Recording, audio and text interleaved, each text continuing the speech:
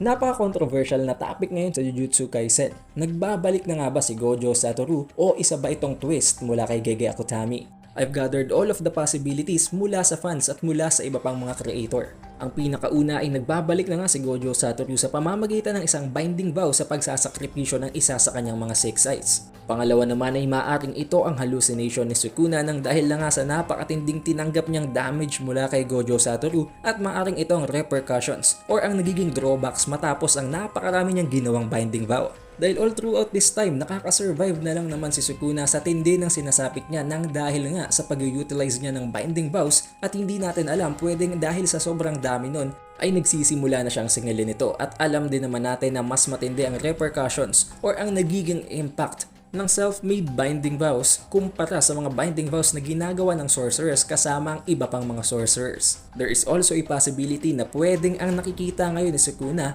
ay ang presensya ni Gojo Satoru dahil tulad nga ng nasabi sa pinakahuling parte na those eyes cannot be mistaken ay pwedeng dahil sa dulot ito ng ginawang unlimited void ni Gojo. Maaring dahil sa na-figure out nga ni Gojo na hindi tinatabla ng ginagawa niyang domain expansion sure hit effects itong si Sukuna ay dahil sa pinasasalo nito ang soul ni Megumi Fushiguro na para bang ginagawa niya itong meat shield laban sa ginagawang brain damage ng Unlimited Void. Nang dahil dito pwedeng humanap ng paraan itong si Gojo Satoru para ma-delay ang effect ng Unlimited Void. Therefore at some point na pwede ngang nagawa na ng paraan ng kanyang mga estudyante na ma-separate kahit papano ang soul ni Sukuna at ni Megumi ay matamaan directly ng kanyang Unlimited Void Sure Hit effect itong si Sukuna without affecting Megumi. Ngayon may tanong ako sa inyo guys, sino nga ba ang nagsabi ng domain expansion? Dahil unang-una sa lahat, kung si Sukuna talaga ang gumamit ng domain expansion, dapat nakalatag na ngayon ang kanyang malevolent shrine. Dahil nagawa naman niya ang hand seal at natapos niyang banggitin ang salitang Ryoiki Tenkai. Ngayon, pwede lamang makancel yun kung sakaling hindi niya yun nabanggit ng tama at hindi niya natapos ang salitang yun. Kaya naman masasabi kong pwedeng hindi si Sukuna ang gumamit ng kanyang domain expansion kung hindi itong si Gojo Satoru na hindi pa nga natin sure kung siya nga ba talaga or pwedeng yun si Yuji Itadori. Matapos makahit na Yuji Itadori ng 3 consecutive na Black Flashes kay Sukuna ay natutunan niya at nagawa niyang ma-adapt ang curse technique na shrine. Kaya naman ngayong matapos ngang nagawa ni Yuji na makapagland ng 8 consecutive na Black Flashes, hindi na malabo at nakapagtataka kung magawa niyang makapaglatag ng domain expansion. And as you guys know, meron nga ngayong 2 curse technique itong si Yuji. Una ay ang shrine or ang malevolent shrine na technique nitong si Sukuna at ang pangalawa naman ay ang kanyang blood manipulation. However, meron pa siyang isang hacks na alam kung alam nyo din naman na ang soul damaging attacks. Now does that ring a bell? Para bang may nakikita na kayong connection? Kung ang base form and attacks nga ni Yuji ay may kinalaman sa soul ng kanyang mga kalaban, hindi malabong may kinalaman din sa soul ang magagawa ng kanyang domain expansion. Paano nalaman kung ang domain expansion nitong si Yuji ay ang kakayahan na ibalik ang soul ng kanyang mga namatay na mga allies at kasamahan na pwede niyang magawa sa loob ng isang specific na time frame at sa loob ng range ng kanyang domain expansion? Kung ito nga ang tunay na nangyari, everything will match up dahil alam naman natin hindi magkakamali itong si Sukuna matapos ngang banggitin pa ng narrator na there's no mistaking those eyes. Lalong-lalo na ang katagang the ghost of the strongest. Pero paano naman kung hindi si Yuji, hindi si Sukuna at hindi din si Gojo ang gumamit ng domain expansion? Paano kung yon ay si Ino? Alam naman nating lahat na ang curse technique nitong si Ino ay ang kanyang auspicious beast summon.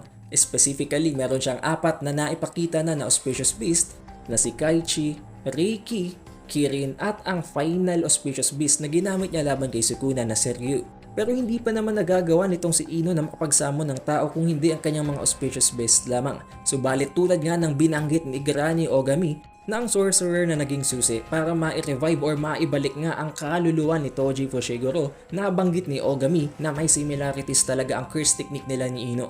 Kaya naman hindi malabong magkaroon talaga ng abilidad itong si Ino na maibalik ang soul ng isang yumaong sorcerer given a condition na recently lang ito namatay at mamit pa ang ilan pang mga conditions na pwedeng kailanganin para ma-pull off niya to. Kung sakaling malabo yon, pwede namang si Yuta Okkotsu ang nakita nitong si Sukuna. Maaring sa pamamagitan nga ng connection or sa bloodline ni Gojo at itong si Yuta na tulad nga ng nabanggit ni Gojo na sila ay distant relative na parehong mga descendant ni Michizane Sugawara At some point matapos mamatay ni Gojo ay biglang na-adapt at nalipat naman kay Yuta ang Six Eyes. Dahil tulad nga ng nabanggit all throughout the story, ang Six Eyes ay pumipili lamang ng isang user every generation. Kaya naman maaring matapos mamatay ni Gojo ay nalipat kay Yuta ang Six Eyes matapos siyang i-acknowledge nito at siya ang piniling user ng Six Eyes para sa susunod na henerasyon. Pwede din nating i-consider dito ang soul swap na kayang gawin nitong si Yui. Pwedeng sa pamamagitan ng soul swap ay nagkaroon ng exchange ng souls sa gitna ng katawan ni Yuta at sa katawan nitong si Gojo Satoru.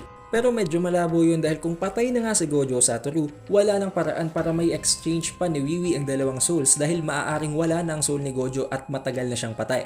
Ngayon pumunta naman tayo sa pinakamasamang pwedeng maging konklusyon ng kung ano talaga ang nangyari sa pagbabalik ni Gojo. Paano kung meron ng tahi ang kanyang noo? That will be the worst case scenario para sa lahat, hindi lamang sa Jujutsu Tech kung hindi maging kay Ryomen Sukuna. At hindi lamang magiging kawawa si Sukuna kung sakaling makuha nga yun itong si Kenjaku dahil kahit naman ibalik pa natin sa peak itong si Sukuna sa pagkakataon na hindi pa siya mahina. Sa tingin nyo ba may magiging laban si Sukuna sa pinakamatalinong karakter sa loob ng Jujutsu Kaisen at sa pinakamadayang hacks or ability sa loob ng verse? Combine the two and surely you will be able to create a god character sa loob ng verse. Maaring ito ang tinatawag nitong si Kenjaku na ang mag-i-inherit ng kanyang will dahil pwedeng meron na siyang contingency plan na kung sino man ang matatalo sa gitna ng duelo sa gitna ni Sukuna at ni Gojo ay kukunin niya ang katawan nito. Kung totoong mangyari ngayon, just think how powerful that character will be, pero I want to break it with you guys dahil hindi yun mangyayari. Nang dahil sa konsepto ng Six Eyes. Nabanggit na matapos mamatay or maging deceased ang user ng Six Eyes ay automatically nawawala ang abilidad ng Six Eyes sa katawan nito at nalilipat sa susunod na henerasyon papunta sa isa pang user. That will happen immediately and automatically meron na agad ngayong panibagong Six Eyes user na nasa loob ng Gojo Clan. Na ang dahilan din kung bakit naidagdag natin dito ang posibilidad na pwedeng itong si Yuta ang nakapag-adapt ng Six Eyes. Pero matalino si Kenjaku, bakit hindi niya magawa ng paraan ng tungkol sa bagay na yon? Surely there are some concept at ibang mga sistema sa loob ng verse na maging si Kenjaku ay hindi kayang i-manipula at i-modify. Na dahilan din kung bakit all throughout these years ay hindi siya pumili ng isang Six Eyes user as a vessel. Now there are two other more possibilities. Una ay pwedeng ito si Kashimo Hajime dahil hindi nga natin nakita ang kanyang corpse matapos siyang paulanan ng world cutting slash nitong si Sukuna. At ang pinakahuli ay paano na lamang kung naisip ni Takaba na nakakatawa kung mabuhay muli si Gojo Satoru o bumalik ang soul nito. Now I will let you guys think about that at kung may iba pa kayong theories or predictions sa kung ano man ang pwedeng nangyari sa latest chapter at sa pagbabalik na yun ni Gojo, ilagay nyo lang yan sa comment section below para mapag-usapan pa natin. And alam na alam ko ding excited na kayo at hindi na kayo makapag-intay dahil ngayong Thursday afternoon ay malalaman na natin ang katotohanan sa pagbabalik ng Honored One. Kaya be sure na you are subscribed at na-ring mo na ang bell button para agad kayong manotify sa pag-release natin ng chapter 261 spoilers. It is the Updated Weeb and I will see you on chapter 261 spoilers.